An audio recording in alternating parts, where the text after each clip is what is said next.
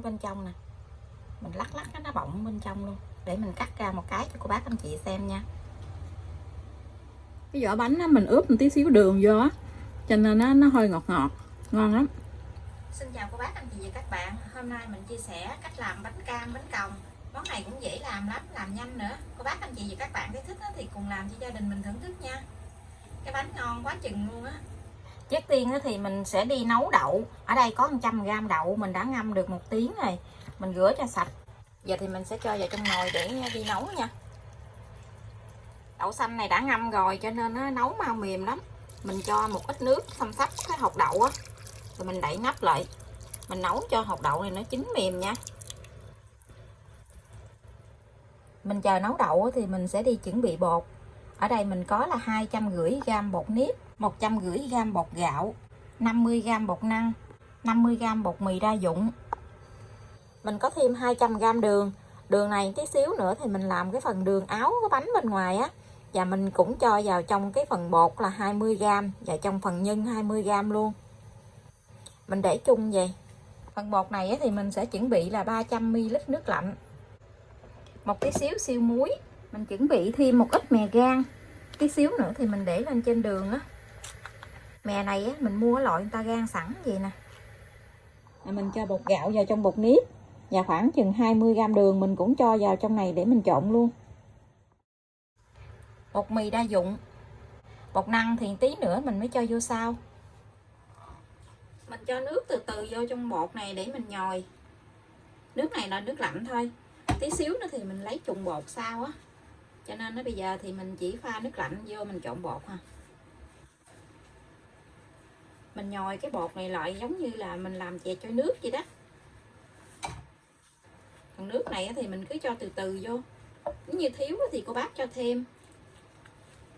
Mình cho từ từ vô, khi nào mà cái miếng bột của mình nó vừa tay là được.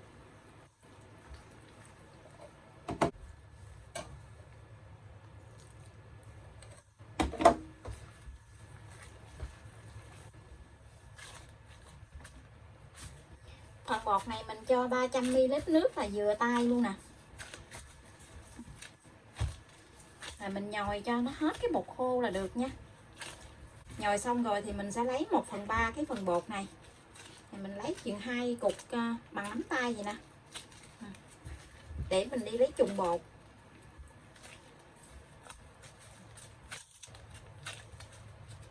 Mình lấy 2 cục nhỏ vậy ha. Bên này mình đã có một nồi nước. Mình nấu cho nó sôi rồi. Mình để 2 cái cục bột này vô để mình luộc nha. Mình luộc cho nó nửa chín nửa sống vậy đó. Nó chín một lớp ở bên ngoài thôi nhưng mà nó sống ở bên trong. Cái này là mình lấy trùng bột á. Mình luộc cái bột con gì là được rồi nè. Mình cho ra ngoài cái thau bột lại. Ở bên trong nó vẫn sống. Nó chỉ chín một lớp ở bên ngoài gì thôi nè. Bây giờ thì mình sẽ nhồi chung với cái bột này lại nha.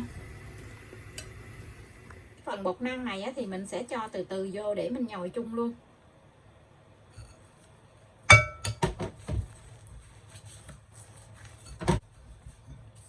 Bột nguội mình sẽ lấy cái bao tay ra. Mình rửa tay sạch rồi mình nhồi bằng tay nha. Nhồi bằng tay thì nó sẽ dễ hơn là mình nhồi bằng cái bao tay này á.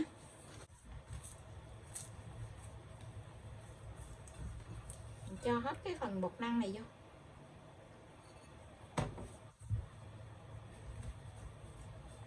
Lượng nước này là vừa đúng với cái phần bột của mình chuẩn bị luôn á, không có cho thêm miếng nước nào nữa hết. Khi mình nhồi bột như vậy nè, cái miếng bột mà mình luộc lên á, nó có thể ngấm nước á, thì mình nhồi vô trong này á, nó có nhão á, thì cô bác cho thêm tí xíu bột mì vô nha. Bột của mình giờ nó rất là dẻo luôn. Mình để đây, mình để cho bột nghỉ 10 phút nha. Đậu của mình đã chín mềm rồi nè.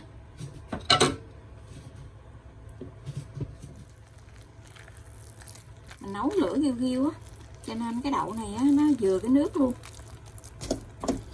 Bây giờ mình dùng cái muỗng á, mình tán nhuyễn cái phần đậu này ra.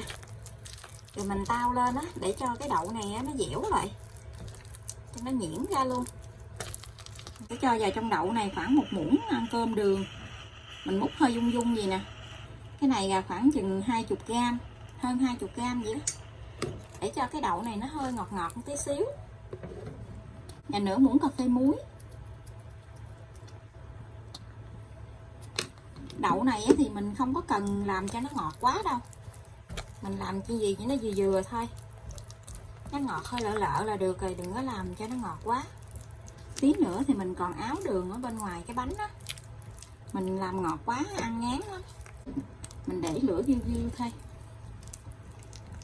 Mình cứ trộn trộn lên rồi mình lấy cái muỗng mình đè đè nó xuống đi, tí nữa thì nó khô lại. Đậu của mình nó dẻo lại như vậy rồi nè. Bây giờ thì mình tắt bếp và mình để cho nó nguội tí xíu nữa thì mình giò viên lại nha. Mình giò mỗi một viên khoảng chừng 20g vậy đó, nhỏ nhỏ vậy, giống như mình nấu chè trôi nước vậy. Nhưng mình đã viên xong rồi nè, mình làm không có hết cái phần đậu, tại vì mình muốn làm thêm bánh còng á, cho nên nó làm mình chỉ viên cái phần đậu này bao nhiêu đây thôi. Bây giờ thì mình sẽ đi bắt bột nha. Thì cái miếng bột á, thì mình làm khoảng gấp đôi cái cục nhân á, cái cục nhân bay lớn thì mình làm cái miếng bột á, khoảng gấp đôi. Rồi mình ấn ra gì nè, thì mình xe lại cho nó mỏng ra tí xíu, rồi mình gói cái nhân vô, mình túm lại, mình túm cho nó kín lại nha, đừng cho nó hở thì mình chiên nó sẽ không được á. Mình túm lại cho nó kín lại.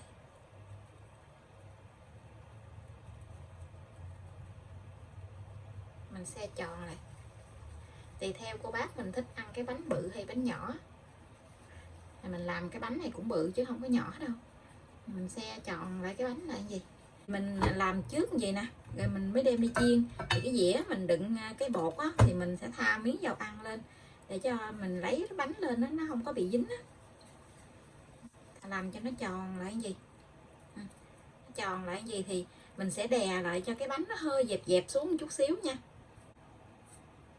Cái bánh cam á, thì mình làm cho nó hơi dẹp dẹp như vậy nè, tí xíu nữa á, khi mà mình chiên á, nó sẽ phồng tròn lên. Đè cho nó hơi dẹp dẹp xuống thôi.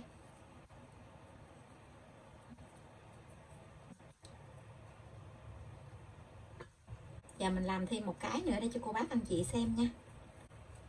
Nếu như cô bác thích ăn miếng bánh nó mỏng á, thì mình làm cái bánh nó mỏng, nhưng mà mỏng á, thì nó khó chiên, cho nên đó là mình sẽ làm cái bánh nó hơi dày dày một tí xíu. Mình để cái nhân vô, mình túm cái bột này lại, túm cho nó tròn lại. Bột này nó rất là dẻo luôn á, mình túm lại cho nó kín cái nhân nha, xe tròn lại, rồi mình ấn xuống cho nó hơi dẹp dẹp xuống một chút xíu. Mình làm thêm một cái bánh còng nữa. Bánh còng thì dễ làm. Bánh còng thì mình cứ xe tròn lại cái miếng bánh lại, mình làm cái bánh còng nó dễ. Rồi mình nối cái đầu này lại như vậy nè đó. Mình xe tròn lại rồi mình túm lại đó. Rồi mình để cho nó có cái lỗ ở chính giữa gì như vậy là thành cái bánh còng rồi nè đó.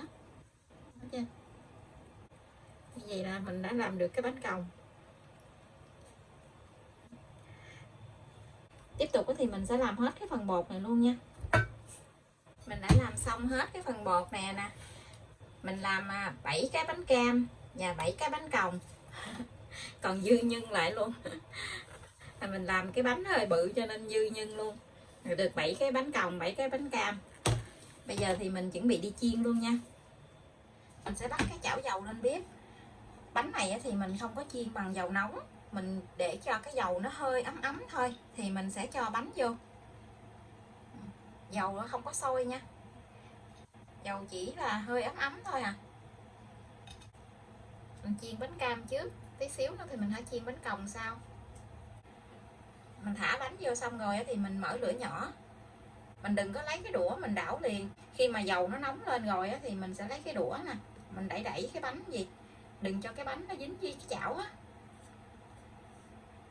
Mình đừng có chở liền nha, mình chở liền cái bột của mình nó sẽ bị dính á. Giờ thì mình mở lửa nhỏ thôi. Mình thấy cái dầu nó lên tim lại rồi thì mình sẽ lấy chiếc đũa ha, mình đẩy cái bánh nó đi gì, đừng cho cái bánh nó dính với đá chảo. Bánh này thì cô bác anh chị mình chiên lửa nhỏ thôi, đừng chiên lửa lớn nha. Mình thấy cái mặt bánh nó xe lại rồi mình hãy chở bánh, lấy đũa mình chở tới chở lui gì để cho nó đều bánh á. Cái bánh của mình nó nở lên tròn vo luôn rồi nè, mình ấn cho nó dẹp xuống tí xíu thì hồi nó nở lên á, cái bánh nó đẹp lắm. Như vậy thì mình cứ chở tới chở lui là mình hết sợ cái bánh nó dính rồi đó. Cái mặt bánh nó khô rồi nè, nó rám giòn ở bên ngoài á. Nhưng mà cô bác phải chiên lửa nhỏ nha, đừng chiên lửa lớn nha. Bánh cam này thì phải chiên lửa nhỏ thôi.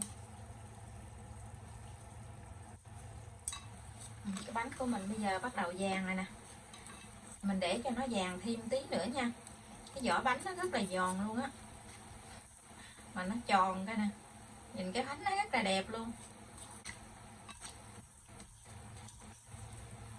Mình chiên bánh này thì cô bác anh chị đừng có cho mấy đứa em nhỏ lại gần nha, vì bánh cam đó mình chiên nó nguy hiểm hơn là các loại bánh khác á.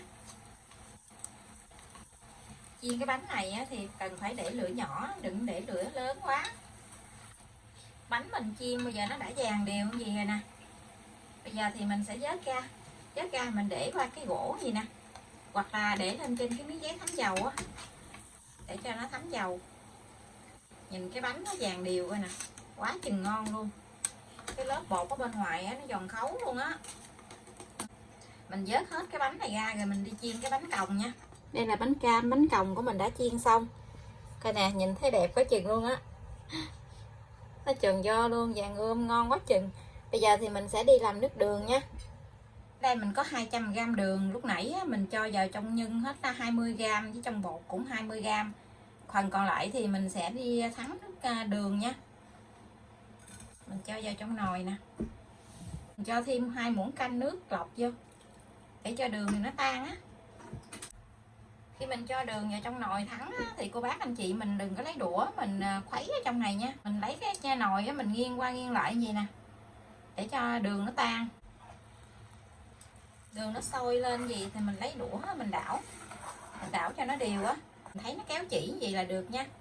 Bây giờ thì mình sẽ tắt bếp, mình cho mè rang vô, cho nhiều mè rang vô trong này nè, để tí nữa mình áo qua bên cái bánh á, nó sẽ dính nhiều chút xíu. Bánh này thì phải để cho nó nguội thì mình mới nhúng vô nha. Nếu như cái bánh này nóng mình nhúng vô nó sẽ bị tuột đường á. Rồi mình nhúng vô, nhúng nửa cái bánh thôi, để mè nhiều á, cái bánh của mình nhìn thấy nó ngon. Bánh cam ngon ghê chưa?